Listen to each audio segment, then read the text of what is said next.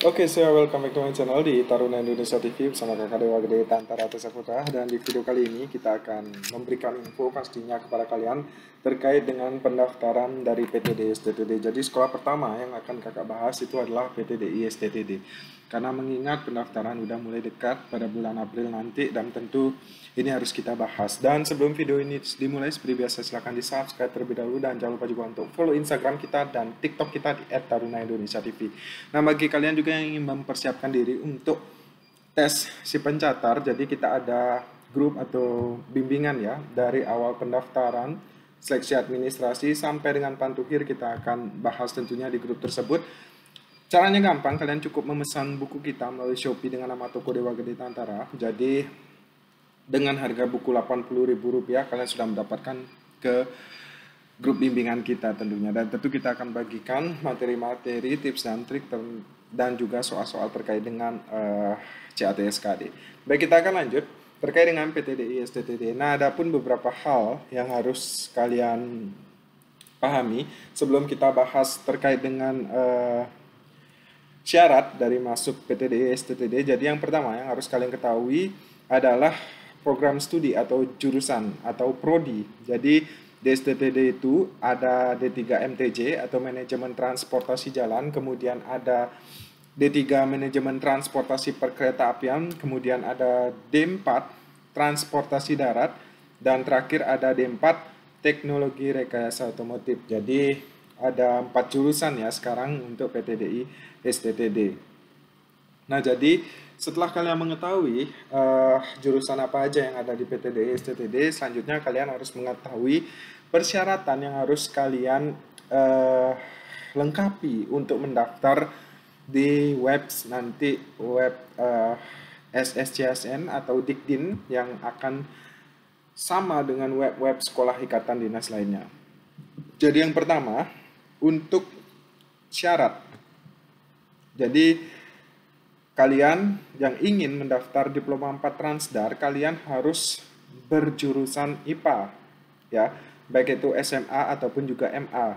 Kemudian untuk SMK, kalian harus memiliki jurusan Teknologi Konstruksi dan Properti, Teknik Geomatika dan Geospasial, Teknik Ketenagalistrikan, Teknik Mesin, Teknik Industri, Teknik Otomotif, Teknik Elektronika, Teknik Komputer dan Informatika, Teknik Telekomunikasi, Teknologi Pesawat Udara, Teknologi Tekstil, Teknik Kimia, Teknik Perkapalan, Teknik Perminyakan, Geologi Pertambangan, dan terakhir ada Teknik Energi Terbarukan. Nah, ini adalah jurusan yang harus kalian lalui pada saat tahapan SMA, MA, ataupun juga SMK apabila kalian ingin mendaftar program studi dari Diploma 4 Transdar.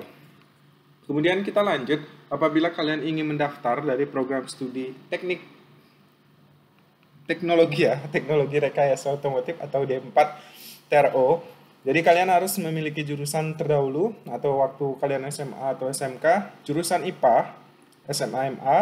Kemudian untuk SMK-nya kalian harus berjurusan Teknologi Konstruksi dan Properti, Teknik Geomatika dan Geospasial, Teknik Ketenagalistrikan, Teknik Mesin, Teknik Industri, Teknik Otomotif, Teknik Elektronika, Teknik Komputer dan Informatika, Teknik Telekomunikasi, Teknologi Pesawat Udara, Teknologi Tekstil, Teknik Kimia, Teknik Perkapalan, Teknik Perminyakan, Geologi Pertambangan, dan terakhir adalah Teknik Energi Terbarukan. Nah, bagi kalian nih, kakak harap kalian mencatat ya apa yang kakak sampaikan, karena video ini tidak kakak edit karena masalah waktu. Kita nggak ada waktu ya, karena juga kerjaan banyak, baik itu kerjaan kantor ataupun juga yang lainnya. Jadi mohon maaf apabila videonya tidak diedit. Jadi silakan bagi kalian yang ingin mendaftar Transdar ataupun juga TRO, kalian catat ya jurusan apa aja yang bisa masuk untuk mendaftar jurusan yang ada di PTDI STTD. Kemudian kita lanjut ke D3 Program Studi Manajemen Transportasi Jalan atau D3 MTJ. Nah, jadi di sini SMA MA hanya jurusan IPA, kemudian untuk SMK itu jurusannya Teknologi Konstruksi dan Properti, Teknik Geomatika dan Geospasial, Teknik Ketenagalistrikan, Teknik Mesin, Teknik Industri, Teknik Otomotif, Teknik Elektronika, Teknik Komputer dan Informatika, Teknik Telekomunikasi, Teknologi Pesawat Udara, Teknologi Tekstil, Teknik Kimia, teknik perkapalan, teknik perminyakan, geologi pertambangan, dan terakhir adalah teknik energi terbarukan. Kemudian lanjut untuk program studi D3 perkereta apian. Jadi yang boleh masuk ke D3 perkereta apian itu hanya SMA MA jurusan IPA.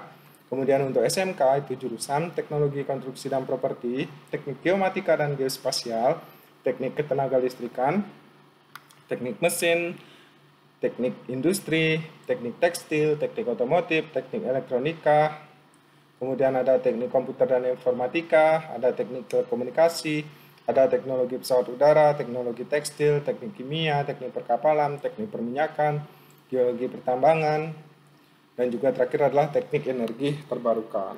Jadi itu terakhir terkait dengan jurusan yang harus kalian ketahui sebelum kalian mendaftar di PTD STDD.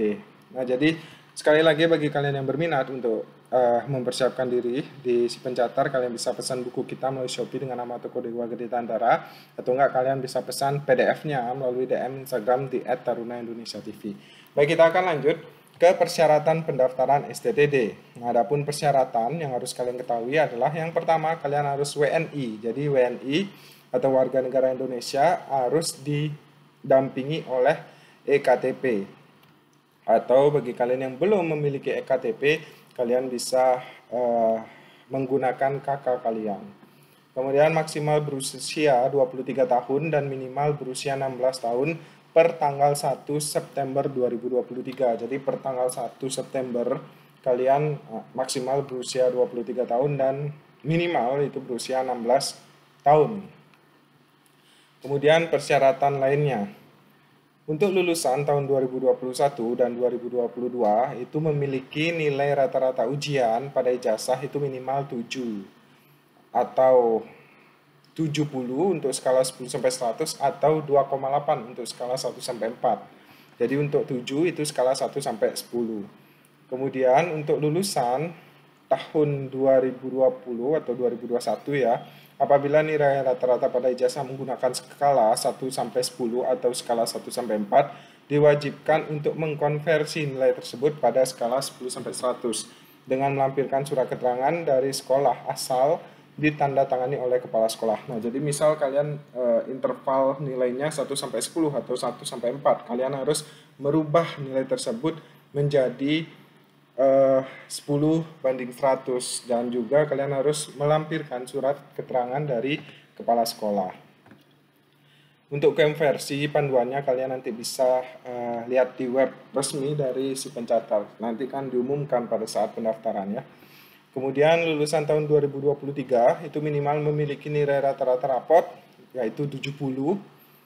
Dan untuk putra-putri Papua Barat ini terkhusus ya, itu nilai rapotnya minimal 65 pada komponen pengetahuan 2 semester yaitu kelas 11 semester genap dan kelas 12 semester ganjil. Dengan syarat apabila diterima pendaftar tersebut dinyatakan lulus SMA atau derajat dan saat pendaftaran ulang menunjukkan ijazah kelulusan. Jadi memang agak sedikit rumit ya. Kemudian kalian juga harus melampirkan surat penyetaraan atau persamaan ijazah dari Kementerian Pendidikan dan Kebudayaan ini khusus untuk lulusan luar negeri atau ijazah bahasa asing. Kemudian lanjut, tinggi badan untuk pria itu minimal 160 cm dan wanita itu minimal 155 cm.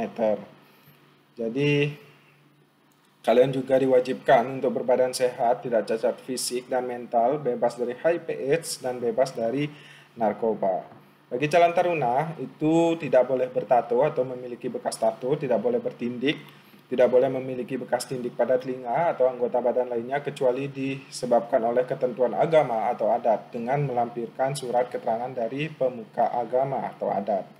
Bagi calon taruni tidak boleh bertato, jadi sama ya kayak di atas, tidak boleh bertato, tidak boleh bertindik lebih dari 1 di telinga atau sepasang. Kemudian apabila itu terjadi ya harus melampirkan surat keterangan dari pemuka agama. Kemudian tidak ada kelainan buta warna pada penglihatan, baik itu parsial maupun total. Kemudian tidak sedang menjalani hukuman atau terancam hukuman pidana karena melakukan tindak kejahatan. Nah, ini nanti dibuktikan dengan SKCK ya. Belum pernah diberhentikan dengan tidak hormat atau mengundurkan diri sebagai taruna-taruni di lingkungan BPSDM Perhubungan. bersedia mentaati segala peraturan, kemudian siap diberhentikan secara tidak hormat apabila melakukan tindakan kriminal, kemudian untuk formasi pola pembibitan Kementerian Perhubungan bersedia ditempatkan pada UPT Kemenhub di seluruh wilayah Indonesia.